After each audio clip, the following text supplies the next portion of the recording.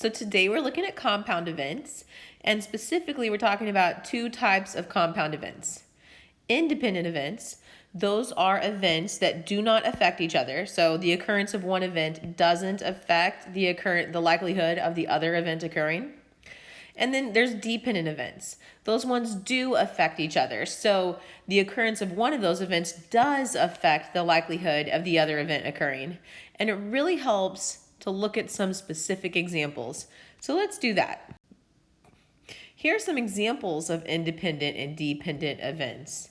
So if you spin a spinner and then flip a coin, those are independent events because the spinner doesn't affect what happens on the coin. Those aren't connected. Another example is, let's say you're taking cards out of a deck. So you draw a card from a deck, and then you return it, and then you get another card. Well, the first card that you get doesn't affect the likelihood of the second card that you get because you returned the first card to the deck. You might even get it twice in a row. Those are independent events. Or let's say a teacher draws a name from a jar to choose a student to answer a question. Teachers do that a lot. And then he returns that name to the jar and draws again. Well, since he returned the name to the jar, the first name that he chooses does not affect the likelihood of the second one that he chooses. So these are all examples of independent events. Read through the list of dependent events and see how they're different.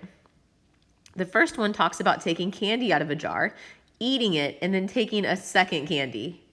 So in this case, the fact that we ate the candy, that makes these dependent events.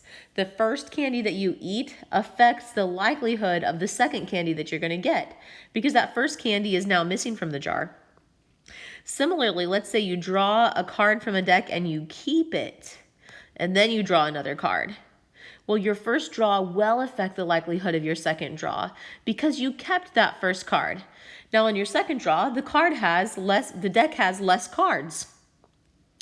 And again, let's look at that teacher. Let's say the teacher now chooses a student to be the line leader, and then they choose a second student to take the attendance. So the example says that the teacher chooses a second student to take attendance. So that means that the first student can't be chosen to do attendance as well. So once the first student is chosen, that student is removed from the set of students that could be chosen to take attendance. In other words, the first choice affects the second choice. So that makes that dependent.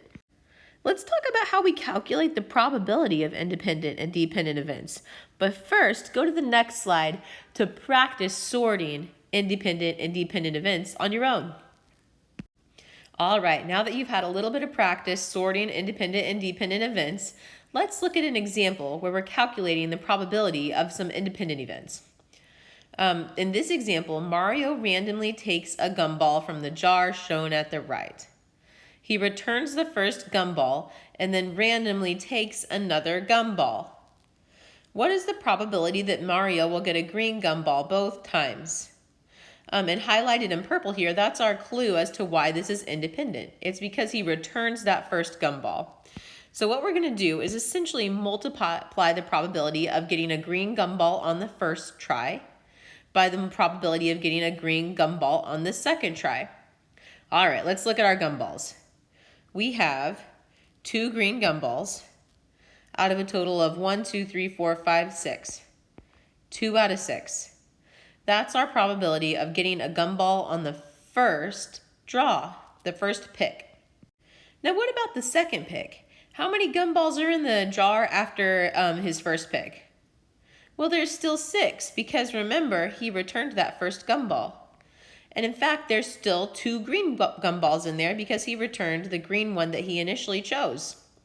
So what we're going to do is take the probabilities of these 2 events and multiply them together to find the probability of getting a green on the first and a green on the second.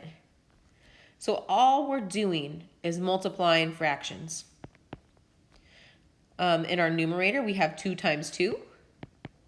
In our denominator, we have 6 times 6. 2 times 2 is 4, and 6 times 6 is 36. Of course, we can simplify this because both the numerator and the denominator are divisible by 4, and that would simplify to 1 out of 9.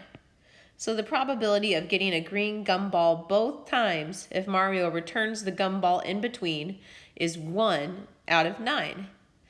And the way we got that was multiplying 2 out of 6 times 2 out of 6. Now let's talk about what would happen if Mario did not return that first gumball. He's going to do the exact same thing, except for this time he's keeping his green gumball. So this problem says Mario randomly takes a gumball from the jar shown at the right, and he keeps the first gumball and then randomly takes another gumball. What's the probability that he will get a green gumball both times? Well, once again, we're going to multiply the probability of getting green on the first pick by the probability of getting green on the second pick. And we already know, on his first pick, there's 2 green gumballs out of a total of 6. The probability is 2 out of 6. Now, what about the second pick, though? He kept that first gumball, right? That means it's not there anymore. I'm going to scratch it off to show that it's not in the jar. So he took that green gumball out. How many gumballs are in the jar now? Well, our denominator will only be 5 because now it only has 5 gumballs. How many of those gumballs that are remaining in the jar are green? Just 1. So this time we're going to multiply 2 out of 6 times 1 out of 5. And we're really just multiplying the numerator times the numerator and the denominator times the denominator. That's going to give us 2 out of 30. And of course, we like to simplify our fractions. And we know that both 2 and 30 are divisible by 2. So let's divide our numerator and our denominator by 2. This time, the probability of him getting green both times is 1 out of 15. Hey, that's lower than our probability of getting it both times when he replaced it. And that makes sense, because this time he kept that green gumball and there's less green gumballs that can be selected on the second pick. This is a reasonable answer. Okay, here's one for you to try. Go ahead and pause the video and hit play when you're ready to talk about it. So here, Mallory is taking buttons out of a pouch. And in this first example, she's going to return the first button and take another one. We want to know the probability that she gets a pink button on the first pick and a green button on the second pick. So first, let's find the probability of her getting a pink button on the first pick.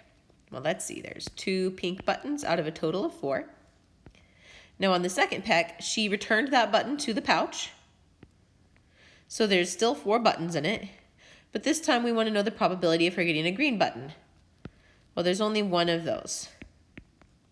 So the probability that the first pick would be pink is 2 out of 4. The probability that the second pick would be green is 1 out of 4. And we just need to multiply these fractions together. That gives us 2 out of 16, which is the same as 1 over 8 when you divide both the numerator and denominator by 2. Another one for you to try. This time it's the same situation, except for this time she's keeping the first button that she picks. Pause the video, give it a try, and hit play when you're ready to see the answer. So just like before, the probability that Mallory will get a pink button on her first pick is 2 out of 4. There are 2 pink buttons out of a total of 4. Now what about getting green on the second pick? Well, Mallory keeps that pink button. So let me scratch out a pink button. Now there are only 3 buttons in the pouch, and 1 of those buttons is green. So now we're multiplying 2 out of 4 times 1 out of 3. 2 times 1 is 2, and 4 times 3 is 12. That gives us 2 over 12, which simplifies if we divide the numerator and the denominator by 2 to 1 out of 6. So the probability that Mallory will get a pink and then a green if she keeps the pink button is 1 out of 6. So to summarize the process, what we're doing is finding the probability of the first event, finding the probability of the second event given that the first event has already happened, and we're multiplying those 2 probabilities together. And that's how compound events work. And the next couple of slides, you're going to have some examples that you can try out on your own.